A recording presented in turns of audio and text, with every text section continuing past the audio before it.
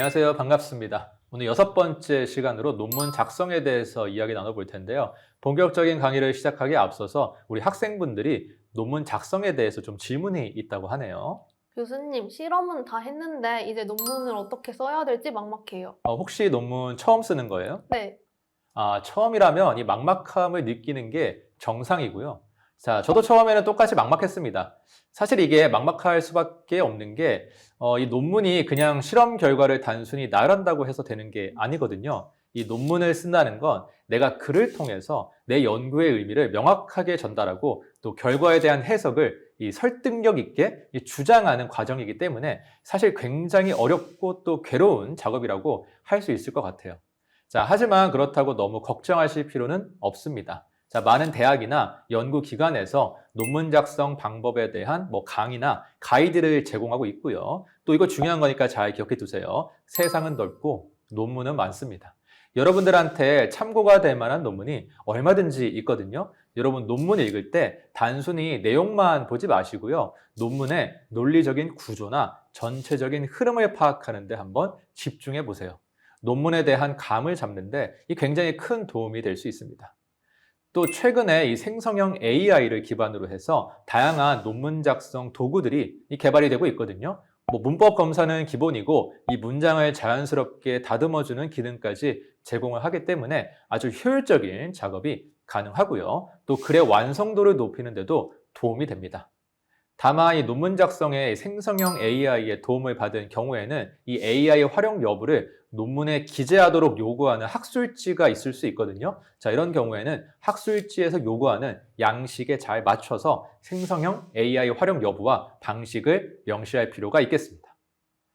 마지막으로 논문 작성은 혼자 하는 게 아니에요. 여러분의 지도교수님, 선후배 같은 동료 연구자들과 함께 토론하고 또 도움을 주고받으면서 논문을 완성해 나가시면 되겠습니다. 교수님, 다른 질문인데요. 논문은 언제부터 쓰기 시작하면 될까요? 네, 사실 정답은 없는데요. 내 논문이니까 내가 쓰고 싶을 때 쓰면 되거든요. 자, 그래도 일반적으로 봤을 때는 연구를 진행하면서 이제 동시에 논문 작성에 필요한 준비를 병행하는 게 효과적이긴 합니다. 시간을 많이 절약할 수 있거든요.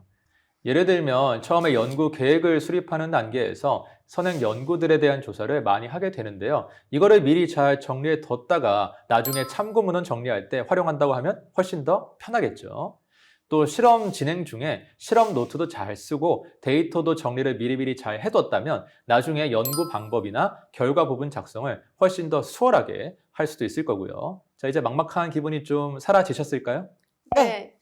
이번 시간을 통해 여러분은 논문의 정의 및 구성 요소, 논문을 잘 작성하는 방법, 논문 작성 시의 주의사항과 생성형 AI의 활용 방법에 대해 이해하고 설명할 수 있게 됩니다.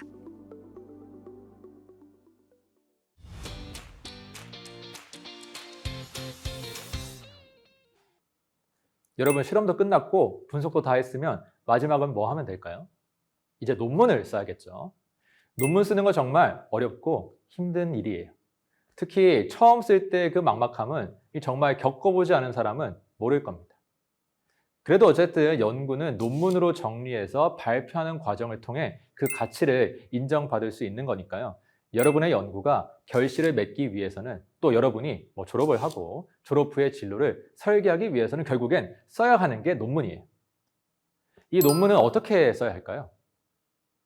당연히 연구 분야마다 논문의 세부적인 형태나 양식은 조금씩 다르긴 하지만 큰 틀에서는 또 비슷한 측면이 꽤 있거든요.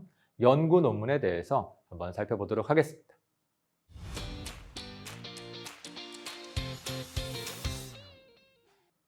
먼저 논문의 사전적인 정의는 어떤 주제에 대해서 연구하고 조사한 결과를 논리적이고 체계적으로 정리해서 작성한 글이에요.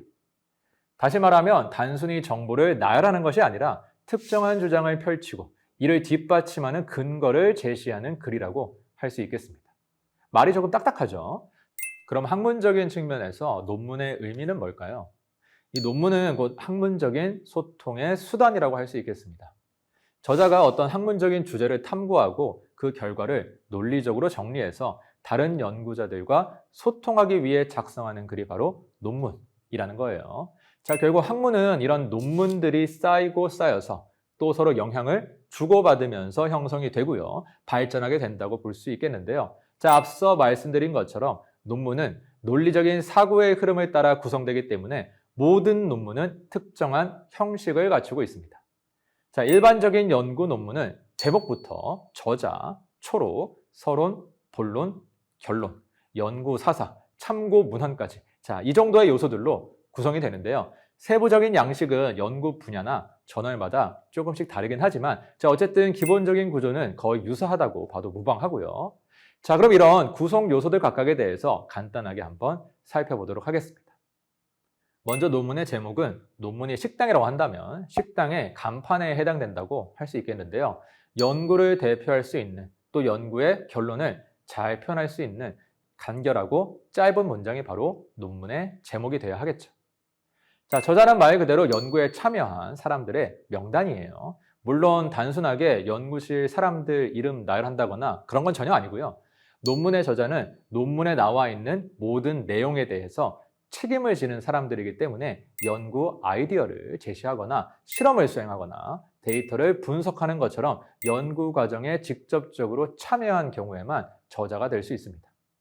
저자의 순서는 일반적으로 기여도와 역할에 따라서 결정이 되는데요. 먼저 명단 첫 번째 저자, 제1저자라고 하는데 자, 1저자는 연구에 가장 큰 기여를 한 사람이고요. 보통 실험과 데이터 분석을 주도하고 논문의 초안을 작성합니다. 자, 이런 1저자가 여러 명이 될 수도 있는데요. 자, 이런 경우에는 가나다 순서나 그 안에서도 기여도를 나눠서 순서를 결정하기도 합니다. 명단의 마지막에는 보통 교신저자라고 해서 연구의 전 과정을 총괄하는 사람의 이름이 들어갑니다. 보통 연구 책임자나 지도교수가 맡게 되고요. 논문과 관련된 모든 연락은 이 교신저자를 통해서 이루어지게 됩니다. 여러분도 이름에 별 표시 달려있는 사람 본 적 있을 텐데 이분들이 바로 교신저자예요. 1저자와 교신저자를 제외한 나머지 저자는 공동저자라고 하는데 자, 순서는 마찬가지로 연구에 기여한 정도에 따라서 정해지게 됩니다.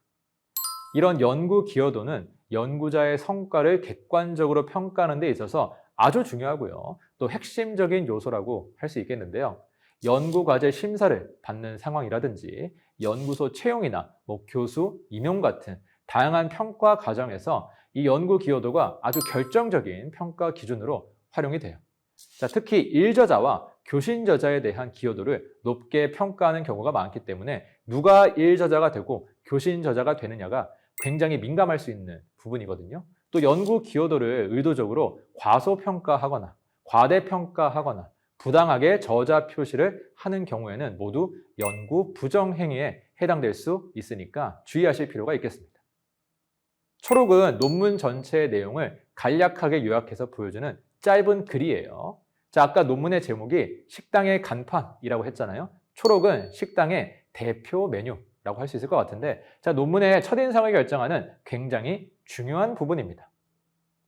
논문 초록에서 논문의 주제나 목적, 연구 방법, 주요 결과, 결론 같은 핵심 사항을 빠르게 파악할 수 있는데요. 자, 일단 서두에서 연구의 필요성과 중요성을 간략하게 설명하고 연구의 목적을 이 연구를 통해서 무엇을 밝히고자 했는지 명확하게 제시합니다.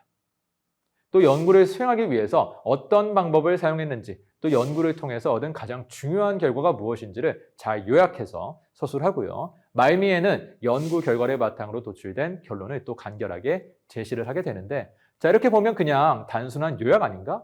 적당히 논문 짧게 해서 쓰면 되는 거 아닌가 싶을 수도 있겠지만 이 논문의 주제에 관심이 있는 다른 연구자들이 이 논문을 실제 읽을지 말지 여부를 결정하는 근거가 되는 게 바로 이 초록이거든요.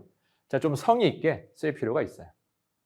또 학문 분야나 학술지에 따라서 이 초록에 작성되는 내용이나 양식이 차이가 있을 수 있거든요. 내가 목표로 하는 학술지에 출판된 다른 논문들의 사례를 잘 살펴보는 것도 중요하다고 할 수 있겠습니다. 서론은 연구 배경과 목적에 대해서 서술을 하는 부분인데요. 내 연구 주제의 중요성과 필요성을 설명하고 연구를 통해서 얻고자 하는 목표를 명확하게 제시할 필요가 있어요. 조금 더 구체적으로 살펴보면 먼저 내 연구 분야의 어떤 역사와 흐름을 소개하면서 이 연구를 통해서 해결하고자 하는 문제가 무엇인지, 기존 연구의 빈틈이 무엇인지를 잘 설명하는 것부터가 시작인데, 자, 내용이 내용이다 보니까 인용이나 참고 문헌이 가장 많이 들어가게 되는 그런 부분이에요. 자, 결국 기존 연구들을 잘 분석을 해서 내 연구의 차별성을 명확하게 제시하는 게 핵심이라고 할 수 있겠고요. 자, 이어서 연구와 관련된 주요 개념들을 정의하고 필요하다면 이론적인 배경이나 실험 방법을 좀 소개할 수도 있을 거고요. 자, 마지막으로 내 연구가 이 분야에 어떤 기여를 할 수 있는지 설명하면서 마무리가 된다고 보시면 되겠습니다. 여기서 한 가지 주의할 점은 우리가 기존 연구 결과를 바탕으로 연구의 필요성이나 응용 가능성을 제시할 때는 적합한 논문을 정확히 인용해야 된다는 거예요. 친구 논문이니까 인용해줘야지, 유명한 사람 논문이니까 인용해줘야지, 이런 거 안 된다는 말입니다. 이런 잘못된 인용은 연구의 신뢰성을 크게 저해할 수 있으니까 절대로 하면 안 되겠고요. 또 학술지마다 인용 방식이나 양식이 다 다르거든요. 이게 너무 많이 달라서 솔직히 말하면 좀 귀찮을 정도인데, 어쨌든 간에 우리는 평가받는 입장이니까요. 이 요구되는 양식을 잘 지킬 필요가 있겠습니다. 자, 다음 본론은 연구 방법과 결과와 논의, 디스커션이죠. 자, 이렇게 크게 세 가지 부분으로 구성이 되는데요. 먼저 연구 방법에서는 말 그대로 연구와 문제 해결 과정에서 사용된 여러 가지 실험적인 방법에 대해서 설명을 하게 됩니다. 여기서 이 논문을 읽는 독자들이 실험을 재현하는데 문제가 없을 정도로 자세하고 친절하게 작성하는 게 중요합니다. 또 이렇게 실험을 통해서 수집된 데이터를 분석하는 방법에 대해서도 마찬가지로 자세한 설명이 필요하고요. 그래야 독자들이 연구의 전개 과정이 올바른지 비판적으로 검토를 할 수 있으니까요. 자, 이제 방법 설명 끝났으니까 뭐 하면 되죠? 결과를 보여주면 되겠죠. 자, 각종 데이터를 표나 그래프 같은 이 시각 자료를 활용해서 제시하고 결과를 설명하고, 자, 이걸 바탕으로 해서 본격적으로 연구의 가설을 검증하게 되는, 자, 그런 단계라고 볼 수 있겠는데요. 자, 다음은 논의, 디스커션입니다. 자, 연구 결과를 이론적으로 해석하고 의미를 부여하는 단계라고 할 수 있겠고요. 자, 바로 이 단계에서 앞서 제시됐던 여러 가지 연구적인 질문에 대한 답변을 제시하고 실험 결과와 연구 가설 사이의 일치 여부를 확인하게 됩니다. 자, 이제 마무리만 남았는데요. 결론이에요. 자, 말 그대로 연구의 전체적인 과정과 결과를 요약하고 연구의 중요성을 다시 한번 강조하는 단계인데요. 자, 최종적으로 내 연구 결과가 이 분야의 발전에 있어서 구체적으로 어떤 영향을 미쳤고 또 어떻게 기여를 했는지 설명하고, 혹시 실험 방법이나 분석 과정에서 뭔가 이론적이나 기술적인 한계가 있었다면 이런 연구의 한계점을 인정하고 향후에 연구 방향을 제시할 수도 있을 거예요. 이런 측면에서 후속 연구 주제나 향후에 연구 방향을 제안하면서 마무리를 할 수도 있겠습니다. 연구 사사는 쉬운 말로는 감사의 글이라고 하는데요. 연구에 도움을 준 기관이나 개인들에 대한 감사의 마음을 표현하는 단계라고 할 수 있겠습니다. 자, 이런 도움은 연구비와 관련된 금전적인 도움이든 실험이나 분석 장비 활용과 관련된 기술적인 도움이든 하여튼 간에 도움을 받은 게 있으면 여기에 다 적어주시면 되는데요. 이게 별로 중요하지 않은 것처럼 보일 수도 있겠지만 사실 굉장히 중요합니다. 사실 연구는 혼자 하는 게 아니기 때문에 굉장히 많은 사람들의 도움을 받아서 완성이 되는데요. 이 연구 사사에서 어떤 사람들이 이 연구에 관여했는지 밝히게 되는 거니까요. 결국 연구 결과에 대한 신뢰성을 높이는 데 기여할 수 있고요. 또 이런 거 저런 거 따지지 않더라도 도움을 받았을 때 감사를 표하는 건 어떻게 보면 당연한 예의니까요. 아, 나는 열심히 도와줬는데 고맙다는 말 한마디 없으면 어떻겠어요? 빈정상하지 않겠어요? 자, 이렇게 서로 예의를 지키면서 감사를 표하는 과정을 통해서 구성원들 간의 협력을 증진시킬 수 있다는 겁니다. 또 국가기관이나 회사로부터 연구비를 지원받은 경우에는 이 지원기관의 사사 관련 규정을 반드시 확인하시고요. 사사가 없으면 연구과제 실적으로 인정받지 못하는 경우가 굉장히 많거든요. 사업명이나 과제번호 같은 필요한 정보를 꼭 포함해서 정해진 양식에 따라 사사를 작성해야 된다는 점 유의하시기 바라겠습니다. 마지막으로 참고 문헌은 연구를 진행하면서 참고한 모든 자료를 기록해 놓은 목록을 의미하는데요. 다시 말해서 내가 작성한 논문에 사용된 이론, 데이터, 아이디어 등이 어떤 자료에서 나왔는지 출처를 명확하게 밝히는 거예요. 이 참고 문헌을 통해서 다른 사람의 아이디어를 자신의 것처럼 둔갑시키는 일, 즉 표절을 방지하고 학문적인 윤리를 지킬 수 있고요. 또 이런 참고 문헌이 결국 연구의 근거가 되는 거니까 이 연구 결과에 대한 신뢰도를 높이는 역할을 합니다. 결국 참고 문헌은 목록일 뿐이지만 조금 더 의미를 부여하자면 참고 문헌이 학문적인 토론의 기반이라는 사실을 알 수 있는데요. 왜 그럴까요? 여러분, 다른 연구자가 내 논문을 인용하면 기분이 어떨 것 같아요? 신기하기도 하고 고맙기도 하고 하여튼 뭔가 좀 관심이 가지 않겠어요? 자, 이렇게 참고 문헌을 통해서 다른 연구자들과 간접적으로 소통하고 학문적인 토론을 이끌어낼 수 있다는 말입니다.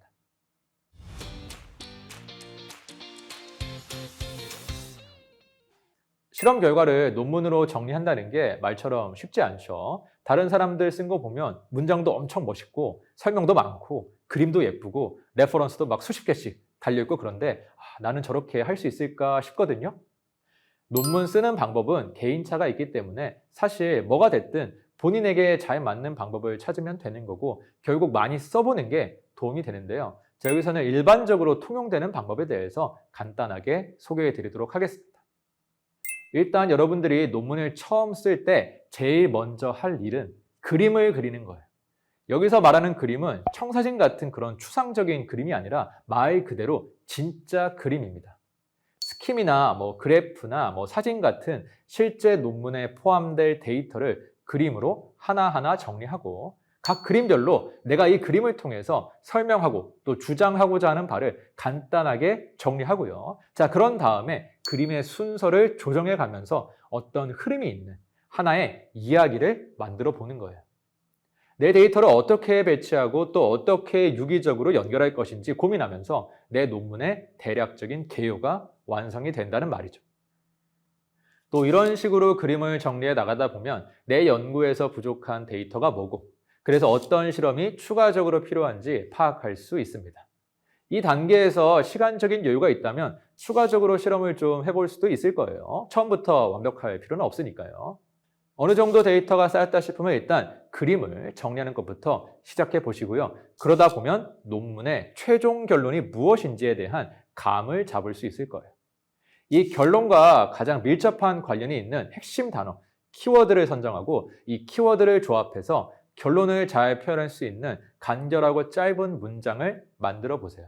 자, 이게 바로 연구의 제목이 되는 겁니다. 그런 다음 위에서 정리된 각 그림별 이야기들을 적당히 연결해서 결론까지 이어지는 하나의 큰 이야기를 A4 용지 반장에서 한 장 정도로 정리해 보세요. 잘 쓴 글일 필요는 전혀 없고요. 전체적인 흐름을 파악할 수 있을 정도면 충분합니다. 자, 이게 여러분 논문의 현재는 개요가 될 거고요. 최종적으로는 좀 다듬어야 되겠지만 초록이 되는 겁니다. 여기까지 다 됐으면 이제 본격적으로 논문 작성에 들어가는데요. 자, 이때 서론부터 작성할 수도 있고요. 아니면 본론부터 작성할 수도 있는데 사실 큰 상관은 없고요. 여기서는 순서대로 서론 작성법부터 살펴보도록 하겠습니다. 자, 일단 연구의 배경과 목적을 제시하고 연구를 통해서 해결하고자 하는 문제를 명확하게 정의하는 것부터 시작해서 선행 연구를 요약하고 이런 선행 연구들과 내 연구가 어떻게 차별화되는지를 잘 설명하면 되는데요. 자, 결국 이 과정에서 선행 연구들의 부족한 점을 지적하게 되거든요. 자, 이때는 공격적인 비판보다는 좀 공손한 어조를 사용하시는 게 좋습니다. 아니, 가만 생각해 보면 지금 내 연구가 이루어질 수 있었던 기반이 바로 이 선배 연구자들의 선행 연구잖아요. 아무리 부족한 점이 많아 보이더라도 존중이 필요하다는 거 명심하시고요. 또 선행 연구를 인용할 때는 이 참고 문헌을 정확하게 빠짐없이 표기하는 게 중요합니다. 마지막으로 연구의 핵심 아이디어와 기대되는 결과를 요약하고 전체 논문의 방향성과 함께 제시하면서 마무리하시면 되겠습니다. 다음은 본론이에요. 본론에서는 앞서 정리해 두었던 그림을 바탕으로 연구 결과를 구체적으로 설명하게 되는데요.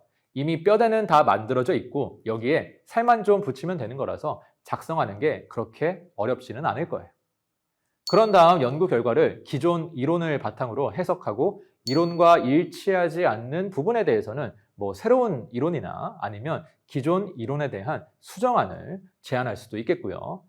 이 과정에서 내 결과를 선행 연구와 비교하면서 어떤 점이 같고 또 어떤 점이 다른지를 분석해 보는 게 정말 중요합니다. 올바른 결론을 도출하는 데 큰 도움이 돼요. 이제 마지막으로 결론을 작성합니다. 가끔 결론을 요약과 혼동하는 경우가 있는데 사실 이 둘은 완전히 다른 거예요. 간단히 말해서 요약은 말 그대로 논문 전체를 요약하는 거고요. 결론은 연구 결과를 바탕으로 도출된 의미를 해석하는 거라고 할 수 있겠는데요. 잘 이해가 안 되죠? 자, 제가 요약의 예시를 한번 들어볼게요. 본 연구에서는 A에 대한 B의 영향을 분석하기 위해서 C라는 방법을 사용해서 실험을 진행했는데, 자, 그 결과 A와 B 사이에 유의미한 상관관계가 발견됐으며, 자, 이는 기존 연구 결과와도 어느 정도 일치한다. 자, 다음은 결론이에요. 본 연구를 통해서 알파에 대한 베타의 영향을 규명하고 델타라는 현상에 대한 새로운 시각을 제시하였다. 자, 이러한 연구 결과는 향후 델타 현상에 대한 심층적인 연구의 초석이 될 가능성이 높다. 어때요? 차이가 느껴지시나요? 어떤 차이가 있죠? 결론에는 내가 내 연구를 통해 전달하고자 하는 메시지가 무엇인지, 내 연구가 관련 연구 분야에 어떤 기여를 했는지, 또 향후의 연구 방향과 활용 가능성에 대한 논의 같은 이 연구자의 주관이 포함이 된다는 특징이 있다고 할 수 있겠습니다. 어때요? 좋은 논문 쓰기 쉽지 않겠죠? 자, 여기서 제가 한 가지 팁을 드릴게요. 논문 쓸 준비가 대충 다 됐을 때, 예를 들어서 그림 정리가 끝나갈 때쯤 해서 내가 지금 쓰고자 하는 논문과 전체적인 구조와 내용적인 흐름이 비슷한 논문을 한두 편 정도 먼저 찾아보세요. 여기서 핵심은 구조와 흐름입니다. 주제는 중요하지 않아요. 꼭 같은 분야의 논문일 필요도 없습니다.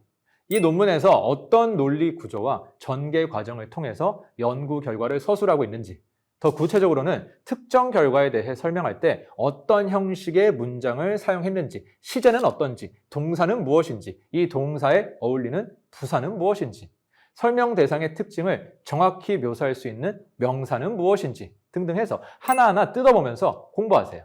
아무것도 없는 백지 상태에서 쓰는 것보다는 훨씬 더 수월할 겁니다.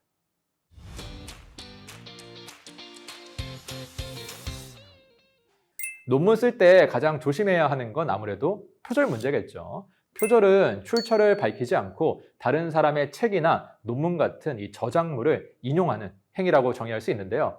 원문 그대로 베껴 쓰는 건 물론이고요. 원 저작물의 아이디어를 무단으로 차용하는 행위, 단어 몇 개 바꿔가지고 아니면 길이 좀 줄여서 갖다 쓰는 행위, 다수의 저작물을 짜깁기 하는 행위, 전부 표절의 범주에 포함이 됩니다. 이런 표절 문제를 예방할 수 있는 가장 좋은 방법은 바로 다른 사람의 저작물을 존중하는 마음을 가지고 출처 표시를 확실하게 하는 건데요. 여러분, 연구할 때 다른 사람의 이론이나 해석을 참고하는 건 전혀 부끄러운 일이 아니에요. 내가 인용할 만한 도움을 받을 수 있는 다른 연구가 있다는 건 어떻게 보면 굉장히 고마운 일이거든요. 인용했으면 반드시 출처 표시하는 것 절대 잊지 마시고요. 또 최근 문제가 되고 있는 것 중에 하나가 바로 자기 표절인데요. 자신의 연구 성과를 부풀리기 위해서 사실상 같은 논문을 말만 조금 바꿔가지고 서로 다른 학술지에 중복으로 게재한다든지, 하나의 연구 결과를 여러 개로 나눠가지고 발표한다든지, 예전 논문에 다른 데이터 조금 덧붙여가지고 마치 새로운 결과인 것처럼 포장을 한다든지, 자, 이런 것들이 모두 자기 표절에 해당합니다.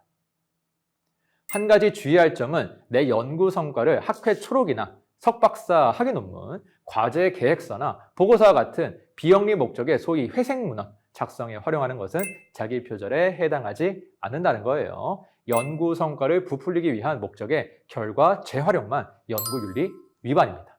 헷갈리지 마시고요.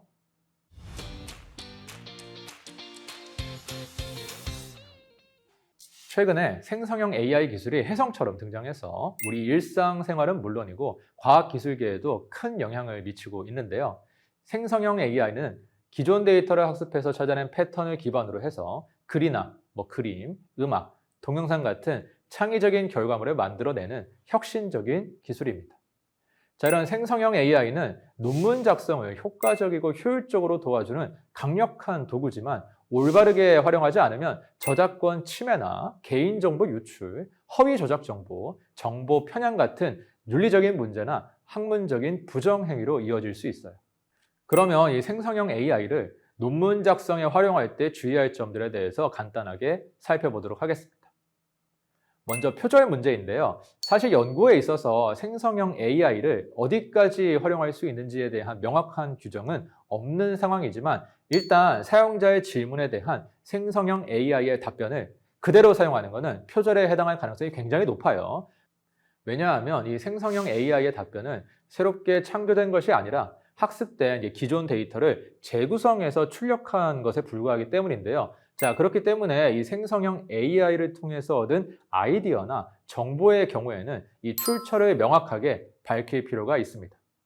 자, 또 이전에 작성한 자신의 논문이나 보고서를 생성형 AI에 입력해서 새로운 내용을 생성하는 것은 자기 표절에 해당될 수 있다는 거 명심하시고요. 자, 그런데 내가 생각해서 나만의 아이디어를 가지고 쓴 글을 문장 교정 AI를 가지고 표현이나 문법만 수정해서 사용하는 건 또 전혀 문제가 없다고 볼 수도 있잖아요. 자, 결국 논문 작성 과정에서 생성형 AI를 어느 정도까지 활용할 것인지는 연구자들마다 생각이 조금씩 다를 수도 있겠지만 일반적으로 봤을 때 아직까지는 개인의 기준과 양심에 많은 것이 달려 있다고 볼 수 있겠습니다. 두 번째는 정보의 정확성 검증 문제인데요. 다들 잘 아시겠지만 이 생성형 AI가 제공하는 정보가 항상 사실과 일치하는 건 아니에요.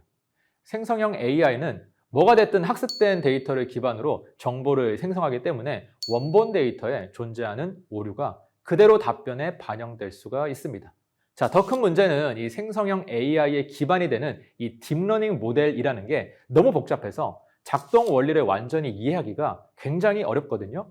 마치 내부를 들여다볼 수 없는 까만 상자와 같다고 해서 블랙박스 문제라고 하는데, 자, 그래서 이 생성형 AI가 어떤 근거를 가지고 특정 결과를 도출했는지 설명하기가 사실상 불가능합니다. 자, 그렇기 때문에 잘못된 결과가 나오더라도 이유를 제대로 알 수가 없어요. 이 생성형 AI의 가장 큰 한계라고 볼 수도 있을 것 같은데요. 자, 그렇기 때문에 반드시 신뢰할 수 있는 학술 논문이나 전문 서적을 통해서 내용을 검증할 필요가 있겠습니다. 결국 연구 활동에 이 생성형 AI를 활용할 때는 분명히 어떤 한계가 존재한다는 사실을 인지할 필요가 있다는 건데요. 먼저 생성형 AI가 제공하는 정보는 정말 새로운 게 아니라 기존 데이터를 기반으로 재구성된 것에 불과하기 때문에 생성형 AI를 이용해서 완전히 새로운 아이디어를 창출하는 데에는 한계가 있다는 점과 또 대부분의 연구 활동에 요구되는 복잡한 논리적인 사고나 이 추론이 필요한 작업은 생성형 AI가 수행하기 어려울 수 있다는 점을 꼭 명심해야겠습니다. 다시 말해서 이 생성형 AI는 절대 연구 활동의 주체가 될 수 없다. 보조 도구일 뿐이다. 라는 거고요. 자, 마지막으로 여러분들이 소속된 대학이나 연구기관에서 제시하는 이 생성형 AI 활용 가이드라인을 반드시 준수할 필요가 있겠습니다. 자, 그럼 여기서 우리 새내기 대학원생 분들이랑 같이 논문 출판 과정과 함께 논문 영어 잘 쓰는 팁에 대해서 이야기 나누면서 이번 시간 마무리하도록 하겠습니다. 자, 오늘은 우리 마지막 시간인데요. 연구 계획부터 시작해서 실험, 분석, 논문 작성까지 모두 함께 알아봤어요. 자, 이 시점에서 혹시 궁금한 점 있을까요? 교수님, 제가 쓴 논문이 어떤 과정을 거쳐서 저널에 게재되는지가 궁금해요. 시간도 굉장히 오래 걸린다고 들었었거든요. 자, 일반적으로 투고된 논문은 에디터 평가, 동료 평가, 수정, 게재 확정의 단계를 거쳐서 최종적으로 저널에 게재가 되는데요. 자, 각 단계에 대해서 제가 간단하게 소개를 좀 해드릴게요. 먼저 여러분이 논문을 투고하면 에디터가 받아보고 논문 주제나 질이나 양이 적절한지 판단을 합니다. 노면 바로 여러분들한테 보통 리젝트라고 하는 거절 메일이 가고요. 예스면 동료 평가 단계로 넘어가요. 자, 동료 평가가 뭐냐 하면 관련 연구 분야에 있는 다른 동료 연구자들에게 여러분 논문을 보내서 그 논문을 평가해 달라고 부탁을 하는 거예요. 그럼 평가자가 여러분들 논문을 받아서 읽고 평가를 해서 에디터한테 다시 보냅니다. 그때 이 과정이 짧으면 몇 주, 길면 1년까지도 걸리고요. 자, 그 다음에 모든 평가자의 의견이 긍정적이면 게재 확정이 되는 거예요. 자, 그런데 모든 평가자의 의견이 긍정적이긴 한데 몇몇 지적사항이 있다. 자, 그러면 그 지적사항을 수정할 수 있는 또는 지적사항에 대해서 반론을 제기할 수 있는 과정이 바로 수정, 리비전 단계입니다. 리비전을 통해서 평가자의 지적에 잘 대응을 했으면 게재 확정이 되는 거고요. 잘 못했으면 거절이 돼서 여러분들한테 다시 논문이 돌아오게 돼요. 자, 여기서 게재 확정을 받았다. 그러면 기뻐하셔도 되는 겁니다. 자, 어쨌든 대략 이런 과정을 통해서 여러분들 논문이 세상에 발표가 되는 거예요. 교수님, 저는 잘 몰랐는데 보니까 논문의 종류가 굉장히 많더라고요. 레터도 있고 커뮤니케이션, 풀페이퍼, 아티클 이런 것들이 서로 어떻게 다른 건가요? 일단 레터와 커뮤니케이션이 같은 말이고요. 풀페이퍼와 아티클도 보통 같은 의미로 쓰이는데요. 자, 먼저 레터는 연구를 통해서 새롭게 발견된 사실, 그 자체에 초점이 맞춰져 있는 논문 형태고요. 보통 결과 발표에 시급성이 높은 경우에 적합해요. 예를 들면 화성에서 외계인이 발견됐대. 어떻게 해야 돼요? 그 외계인들의 생태에 대한 추가적인 연구? 이런 게 중요할까요? 아닙니다. 빨리 알려야죠. 그렇죠? 이 발견을 증명하고 기본적인 특성을 파악하는 데 필요한 최소한의 데이터만 가지고 얼른 논문 써야 되는데, 자, 이때 레터를 작성하시면 되는 거고요. 자, 반면에 풀페이퍼 같은 경우에는 연구 과정과 결과에 대한 이 심도 있는 고찰에 초점이 맞춰져 있는 논문 형태입니다. 그래서 보통 레터보다 길고 복잡해요. 분량 제한도 없거나 있어도 굉장히 관대한 편이고요. 물론 요즘은 몇몇 저널을 제외하면 이 레터랑 풀페이퍼 사이의 구분이 사라지고 있는 추세기는 해서요. 사실 이런 구분에 아주 큰 의미가 있는 건 아닙니다. 자, 논문 출판에 대해서도 궁금한 부분 있을까요? 생각했던 것보다 저널 종류가 굉장히 많던데 어떤 저널에 내는 게 좋은가요? 맞습니다. 여러분들 잘 아시는 네이처 사이언스 말고도 좋은 저널 얼마든지 있거든요. 특정 연구 분야에서 엄청난 권위와 명성을 가지고 있는 이 특성화된 저널도 굉장히 많고요. 그러니까 일단 내 연구 주제와 잘 맞는 저널을 고르는 게 가장 중요합니다. 자, 그럼 어느 정도 수준의 저널에 낼 거냐? 이거는 좀 어려운 문제인데 먼저 내 연구를 최대한 객관적으로 평가해 보세요. 어떤 기준을 가지고 평가하냐? 내가 여태까지 읽었던 수많은 선행 연구를 바탕으로 감을 잡으시면 되겠습니다. 이런 논문이 이 저널에 나왔었지? 그러니까 이 정도 결과면 이 저널에 내도 되겠구나. 자, 이런 식으로요. 자, 물론 이게 보는 눈이 있어야 되는 거니까 사실 쉽지 않거든요. 지도 교수님이나 선배님들의 도움을 받는 것도 좋은 방법이라고 할 수 있겠습니다. 논문 게재까지 시간이 꽤 오래 걸리던데 좀 빨리 할 순 없나요? 이왕이면 좀 빨리 억셉을 받는 게 좋긴 하겠죠. 그런데 딱히 비결이라고 할 만한 건 없어요. 다 운입니다. 자, 그래도 노력을 좀 해본다고 하면 이 시간이 오래 걸리는 가장 큰 이유가 바로 리젝 때문이거든요. 투고하고 한 달 지나서 리젝 받으면 그냥 한 달 버리는 거니까요. 자, 그래서 무조건 좋은 저널, 유명한 저널에 투고하는 것보다는 이 주제와 수준에 잘 맞는 저널에 투고를 해서 이 리젝 가능성을 최대한 줄이시는 게 좋습니다. 또 투고할 때 달랑 논문만 내지 마시고요. 내 결과를 서포팅할 수 있는 이 추가적인 데이터를 함께 제출해 보세요. 자, 이거를 흔히 서포팅 인포메이션이라고 하는데요. 자, 이거를 잘 이용하면 내 논문의 강점은 살리고 약점은 보완할 수 있습니다. 그러면 최소한 데이터 부족으로 리젝을 당할 일은 없겠죠. 교수님, 이번에는 논문 영어에 대해서 질문이 있어요. 논문을 쓰는 것도 쉽지 않은데 영어로 쓰는 논문은 더더욱 어려워요.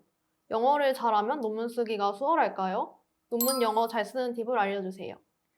영어를 잘 해도 논문 쓰기는 힘듭니다. 여러분 국어 잘한다고 보고서 쓰기 쉽나요? 아니잖아요.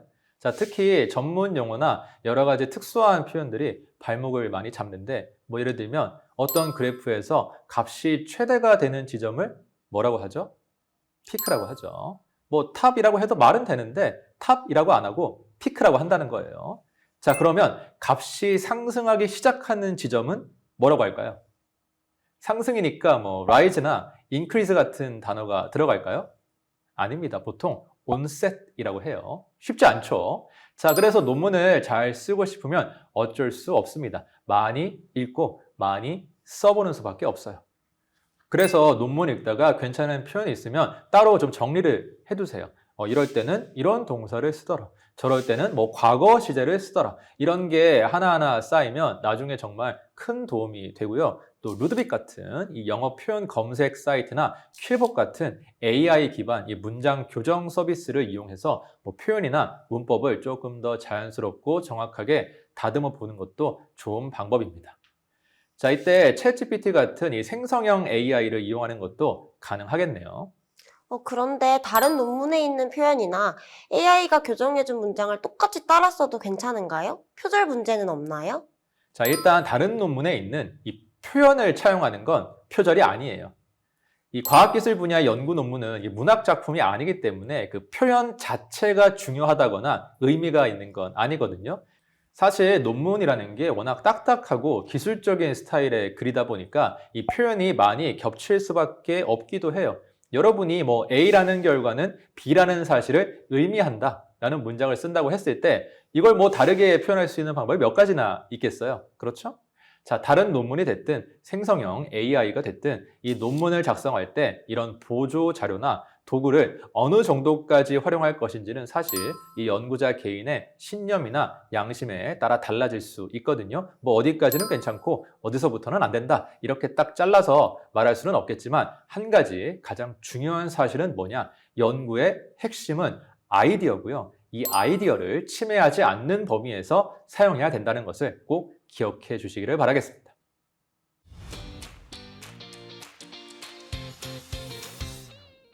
이번 시간의 핵심 내용을 확인해 보시기 바랍니다.